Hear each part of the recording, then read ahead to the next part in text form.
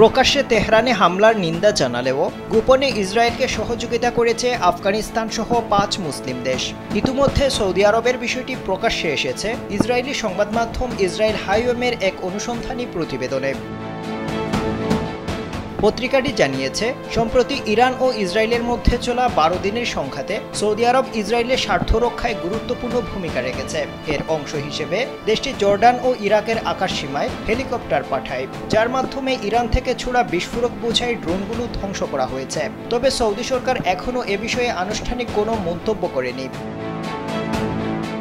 সংবাদ মাধ্যমের প্রতিবেদন অনুযায়ী এই সহযোগিতা আঞ্চলিক আকাশসীমার নিরাপত্তা রক্ষার নামে করা হলেও প্রকৃতপক্ষে তা ইসরায়েলি বিমান প্রতিরক্ষার কৌশলের অংশ হিসেবে কাজ করেছে।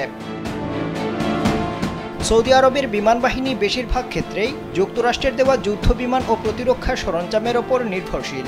যুক্তরাষ্ট্র, যুক্তরাজ্য এবং ফ্রান্স শুরু থেকেই ইসরায়েলকে সরাসরি সমর্থন দিয়ে আসছে। ইসরায়েলের সহায়তায় শুধু সৌদি আরব নয়, এই তালিকায় নাম রয়েছে আফগানিস্তান, জর্ডান, আজারবাইজান এবং ইরাকেরও। ইতিমধ্যে জর্ডানকে সরাসরি অভিযুক্ত করেছে ইরান। তারা বলেছে, তেহরান থেকে ছোড়া ক্ষেপণাস্ত্র ও ড্রোন মাঝপথেই প্রতিহত করা হয়েছে জর্ডান ও ইরাকের সহায়তায়। যদিও এসব দেশ এখন পর্যন্ত সরাসরি ইসরায়েলের পক্ষ নেওয়ার কথা অস্বীকার করেছে। বিশ্লেষকরা বলছেন, এই ঘটনাগুলো সৌদি আরবের আঞ্চলিক অবস্থান এবং নীতিকে আরও প্রশ্নবিদ্ধ করেছে। বিশেষ করে গাজায় চলমান ইসরায়েলি হামলা নিয়ে তাদের নীরবতা কিংবা দুর্বল অবস্থান বিশ্বজুড়ে সমালোচিত হচ্ছে। গাজা পরিস্থিতিতে তাদের ভূমিকা নিয়েও তৈরি হয়েছে সন্দেহ।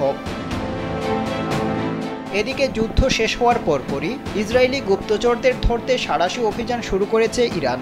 ইতিমধ্যে জাতিসংঘের কর্মকর্তা রিচার্ড বেনেট অভিযোগ করেছেন, ইসরায়েলের গুপ্তচর সন্দেহে ইরানে বসবাসরত আফগানদের গণহারে গ্রেপ্তার করা হচ্ছে। তিনি নির্বিচারে এসব গ্রেপ্তারের নিন্দা এবং মানবাধিকার লঙ্ঘনের শঙ্কা প্রকাশ করেছেন। শনিবার এক্সে দেওয়া এক পোস্টে তিনি দাবি করেছেন, ইরানের পুলিশ আফগানদের গুপ্তচর হিসেবে অভিযুক্ত করেছে। এছাড়া আফগানদের গ্রেপ্তারের ক্ষেত্রে বল প্রয়োগ করা হচ্ছে।